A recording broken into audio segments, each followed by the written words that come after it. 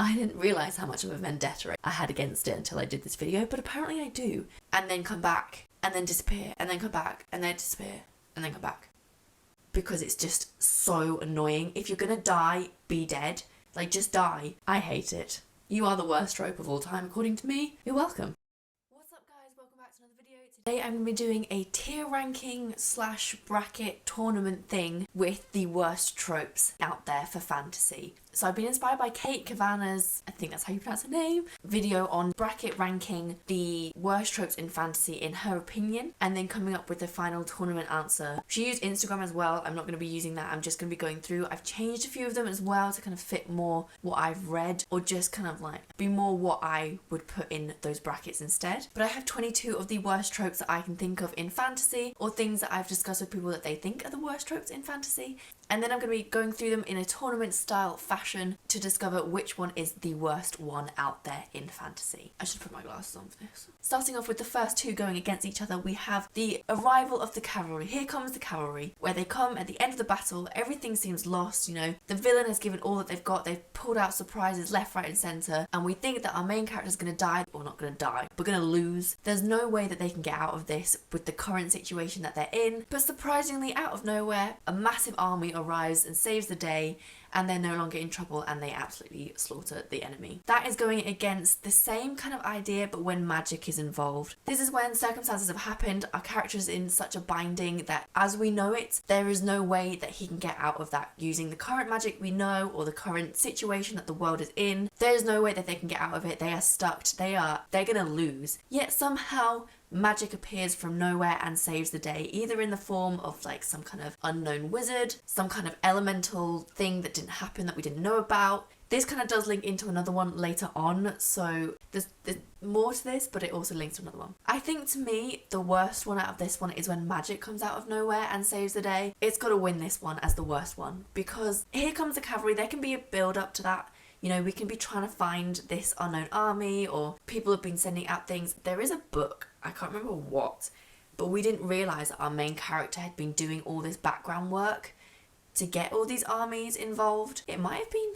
Oh, Throne of Glass. I think it might have been Throne of Glass. Throne of Glass, I think, might have happened at the very, like, the end of this series. She'd been doing all this work. She'd been sending letters and, like, that's a spoiler, sorry if you haven't seen it. But she'd been working behind the scenes to get this cavalry to come, and they did do this. But it kind of worked in hindsight once they'd explained that they'd done all this work. It wasn't like they just miraculously appeared out of nowhere. But again, it just kind of, like, dilutes a little bit the impact of the ending when that happens, but not so much as when magic is involved, especially if it's, like, a loose magic system that doesn't have rules to it. I just don't like that. Like, I like the magic to have rules, or at least limits to it that make sense, because otherwise you can just go crazy and it's not a good time, in my opinion. Magic coming out of nowhere is going forward. Next, we have two kind of romance tropes. We have when the two main characters fall in love, or are kind of forced to fall in love because they're the main characters. And then we also have the love triangle. I think the love triangle can be done well. I don't tend to read a lot of romance or a lot of fantasy that has romance in it, but when I do, it does tend to be the two main characters or the love triangle. This is mainly as well in YA fantasy, I find. So like Ebony Ashes, we've got the two main characters kind of forced together, even though everything is going against them being together. Then we've got the love triangle. Throne of Glass again is the kind of only examples I can think of. I think I'm gonna put forward as the worst one the love triangle, because not because necessarily I dislike it more, but I think it's done worse or badly more often than the two main characters, because often it does kind of make sense. Two main characters is a little bit of intrigue, you know. Actually no, I think main characters, actually it's just annoying. Just have them either as friends, or I don't know, there's no reason that they have to be romantic. Main characters is going forward. So now we have two kind of main character tropes. We have the lone wolf, where they don't want anyone to help them, they are independent, they're going to do everything on their own, and normally can't, and they have to kind of like find someone else to help them because they realise they can't do it all on their own. And then we have the chosen one trope, which everyone seems to hate at the moment. And I think it is overdone now, but I don't think that necessarily means it's a bad trope. I think it's the default for a lot of people when something more interesting could have been put in place instead. It's just not very interesting anymore. It's been done too much with not enough kind of diversity to it, not enough twists on it, enough personalization of the trope. if that makes sense. The lone wolf, however, I kind of like it, you know, like I think I relate to the lone wolf. I do a lot of what the lone wolf does. I'm very stubborn in thinking that I can do things on my own and failing at that, and then realising actually no, I do need probably help from someone else. So I relate to the lone wolf. I think the chosen one's going to go forward with this one. Now we have 2 more character tropes. We have the damsel in distress, and we have the missing character that surprisingly comes out of nowhere. I have this in the current book that I'm reading, so there is a character that's been mentioned multiple times. They're not in it. They're just not appeared yet. It's gone from the past, it flips back from the past to the present, and in both cases, she's in the past, she's just she's somewhere else. And then in the present, she's been somewhere else, come back, and now has gone somewhere else again. Like, it adds a lot of intrigue and excitement to it, but it's really frustrating. And then when you also have characters like this happened in the Poppy War, characters that disappear and then come back, and then disappear, and then come back, and then disappear, and then come back. It's kind of just a little bit annoying, like, either be in the story or die and get out of the story. Like, you either need to be there or you don't need to be there. I think that one just frustrates me a lot of the time when a character disappears and comes back, but they're meant to be still like a really big relevant part of the story, but they can't because they're not there. It's just a little bit annoying, I think. It frustrates me. And I'm not a big fan of that one. The damsel in distress one, however, is incredibly annoying. I think it depends on the circumstance. Like, you can have damsels in distress, but I think this is what Kate said in her video. If that damsel says, I'm in distress, but I can fix this, or I can figure out a way out of this, I don't need to be, like, stressed about this situation, I'm just gonna fix it, that's okay. That's fine. I think it's when they're the only female characters in a book, is, like, characters that need to be saved.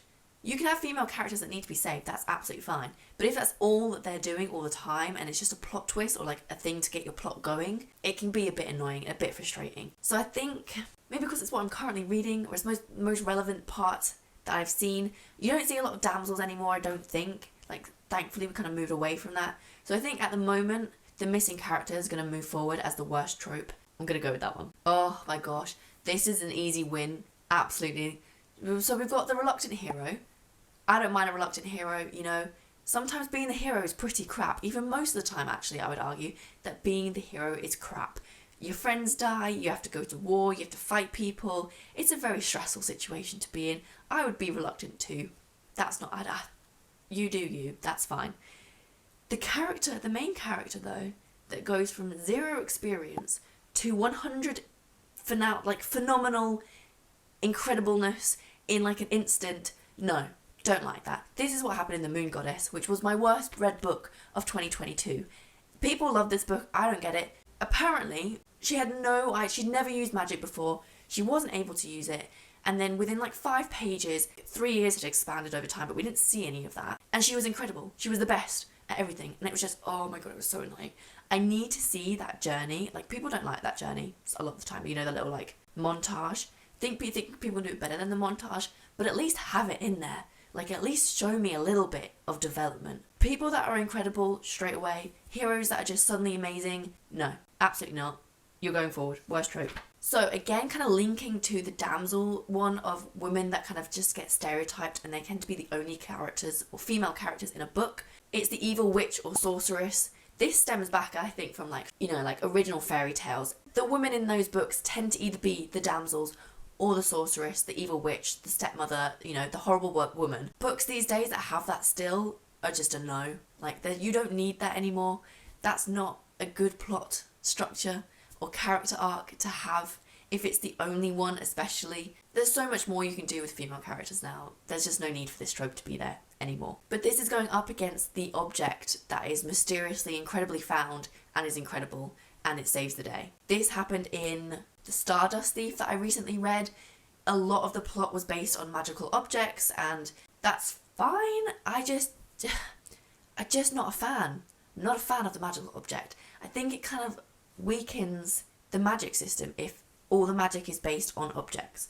I prefer the people to have the magic. Something about it just doesn't seem right to me. It doesn't seem very fulfilling when it's in a magical object. I think I'm going to have to morally go with the evil witch one. You know, I gave the damsel in distress the benefit of the doubt and I went with the other one. This one, I'm going to have to go with the witch one. So next we have Eurocentric or medieval settings in fantasy. I don't mind this. I love reading other settings, but it doesn't diminish from the original kind of, I suppose, British traditional fantasy that I enjoy. I don't think it's a bad trope. I think it just kind of is what it is now a lot of the time when I read fantasy. Like, that's my go-to imagination of the place. And I love reading things that are completely different settings. So like City of Brass, for example, an incredible switch from that. But I don't dislike other ones because of that. Like, I'm not going to not read a book because it's set in that setting. So against prophecies, I think that's going to have to win. I think prophecies are really hard to do because they just either, they're meant to build tension, but a lot of the time they just lose all tension because you either know it's going to happen or it's not going to happen. There's no way about it. It's either going to happen or it's not, and either one is going to be the twist. So there's just like no point to them, you know? I like a little bit more mystery, so prophecies is going forward. So this one, I put in this one as my personal pet peeve and like hatred of a genre. It's more of a genre, it's not a trope. But urban fantasy as a setting, I'm not a fan. To make it more of a trope, I suppose, is urban fantasy where all the magic happens but the humans don't know about it. Because there's no way, if we had magic in this world, or vampires, or werewolves, or anything like this, unless you've got a really, really good reason, there's no way that humans wouldn't know about it. Like, they just would know about it. If it's in there, it has to be part of the current world. Like, this world will not be the same, even if it's set in this world. It can't be the same as is presently because we would just know. Like, we just would. And it annoys me so much when we have vampires in this world, but we don't know about them because there's only 70,000 of them instead of the 8 billion humans. But still, we would still know about them, surely. Like, if they're going around murdering people, we just would know about them. We're not that dumb.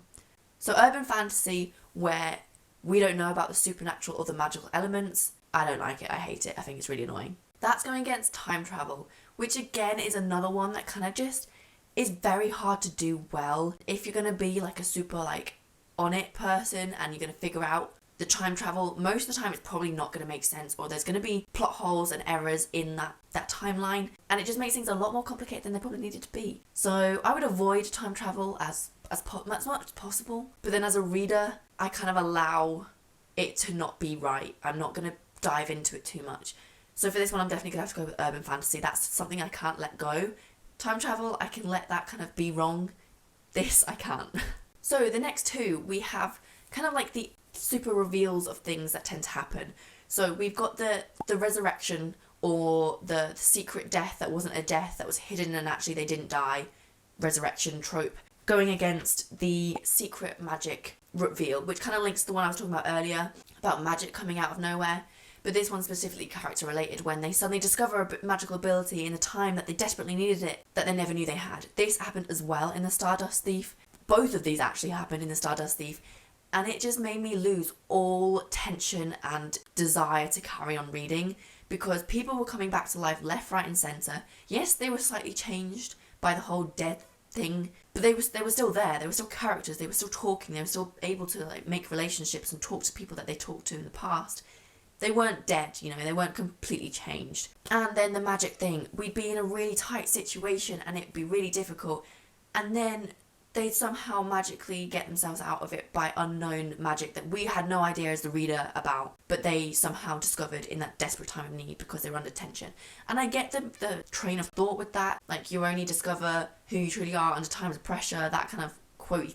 You know what I mean? But no, it doesn't work. It just ruins all tension, all belief in the magic. All future fight scenes will be completely destroyed. There will be no tension there at all. It's useless. So this is really hard because I hate both of these as much. I think I hate the resurrection trope the most. I have the most hatred to that because it's just so annoying. If you're gonna die, be dead.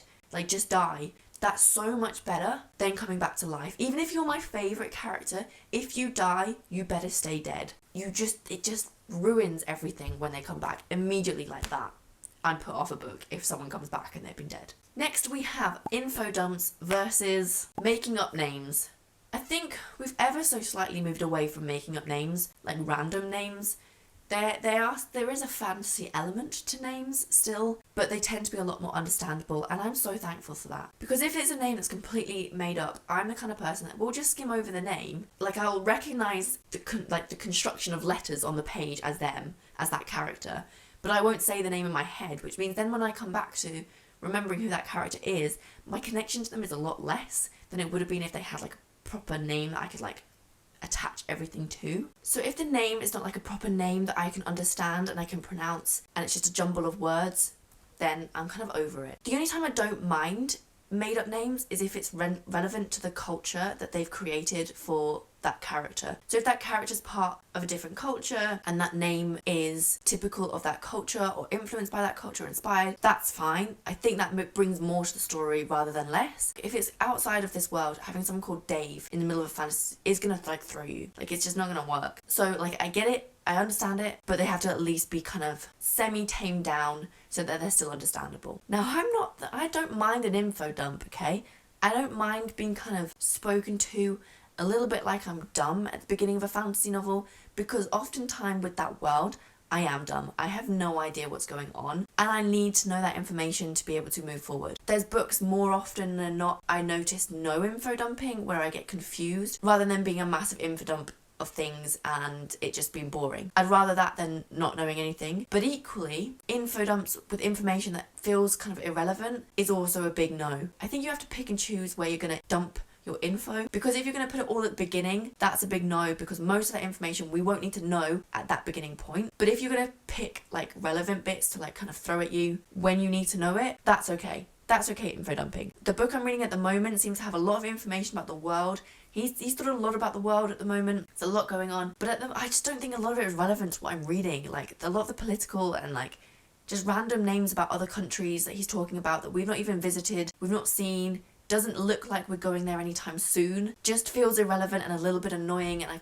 kind of get lost. So that's where info dumping goes badly, I think. Which one am I going to pick? I think info dumping is going to go forward, because I think that's still something that's done now, whereas the name seems to be toned down a little bit in current fantasy. So I think info dumping is going forward. So the final two that we've got going up against each other, we have the no one dies at the end versus the long lost heir plot twist at the end. The long lost heir, I think, is a little bit annoying, but I kind of like it at the same time. Like Throne of Glass, I liked it. There's just something a little bit magical about it, a little bit fairy tale like, that I kind of like. So I don't think it's the worst trope in the world. It can be annoying when done badly, which is probably more often than not, but if I go back to my YA days, I loved this trope. The no one dies, however, it's just a little bit disappointing in my current day reading. Maybe like my tastes have changed quite a lot. If no one dies at the end, but you're expected to die, if it's been this massive battle, all the main characters come out sparkling and fine, what was the point of the battle? Someone has to die.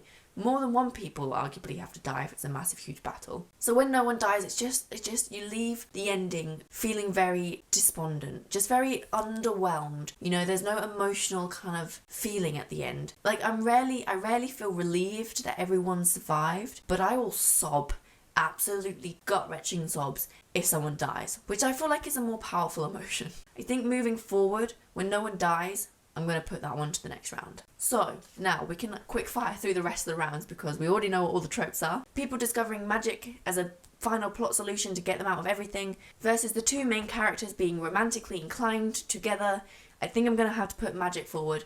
The two main characters being romance is bad, but I don't mind it too bad. Then we have the chosen one versus the reappearing missing character trope. I'm going to put forward the missing character person, because I think the chosen one is overdone, yes, but the missing character is just so frustrating at the moment. I've got to put that one forward. I also think the chosen one is really hard not to do in a fantasy a lot of the time. Like, you kind of just have to be a chosen one. You just kind of have to. There's often not another way around it. Next we have 0 to 100, you know, that instant incredible nature that our heroes often have, versus the evil witch. I think the worst trope actually is someone that goes from 0 to 100. An evil witch can be a badass if done right. 1 to 100, I don't think there's any. It just never can do. It can never be done right. It's very rare that happens, and you think, you know what, well done, that's okay. Next we have prophecies versus urban fantasy. I hate urban fantasy. It's going forward. We're not even going to discuss that. And finally for this round we have the resurrection trope versus the unknown names randomly thrown in there. We know I have hatred for the resurrection trope. Again, it's going forward. No questions asked. The rounds go a bit squee-whiff at this point because of tropes that I could think of, so just go with it. It'll make sense in the little graph that I'll be popping up. So for the next round, we have 0 to 100 versus urban fantasy. I am going to have to say, I know I hate urban fantasy, but I'm going to have to put 0 to 100. This is because, mainly, I can think of one urban fantasy that is done right. No, I can't, actually. I don't know which one to put through. Screw it, I'm putting through urban fantasy when no one knows about the fantasy. I just hate it. Then we have the resurrection trope versus the no one dies trope. I think I'm going to have to put resurrection because I hate that trope. And the no one dies thing is kind of just disappointing, but I don't have an absolute hatred to it. It's just meh. It just leaves you meh. Whereas resurrection actually annoys me, and it's enough to put the book down and not go back to it for me. And that's not what you want. Resurrection trope, you suck. I'm getting so confused with these rounds now. Apparently, according to my little diagram, we have got magic coming out of nowhere, saving the day, being the all hero versus the resurrection trope. Don't know how we got here, I'm not gonna lie, I'm really confused now. But we're here. And drumroll please, we have got the winner. It's going to be no surprise, I think, but it is the resurrection trope. I hate it so much. I didn't realise how much of a vendetta I had against it until I did this video, but apparently I do. A really deep burning hatred for this. So there we go. I hate it. You are the worst trope of all time, according to me. You're welcome. So there we have the video. I hope you enjoyed this. Let me know if there's any more tropes that you think are absolutely abysmal in the comments below, and then maybe I can do another round of this and see if there's another trope out there that can beat the worst trope. Please do like and subscribe if you would like to continue watching my videos. I post every Sunday, and I will see you next week.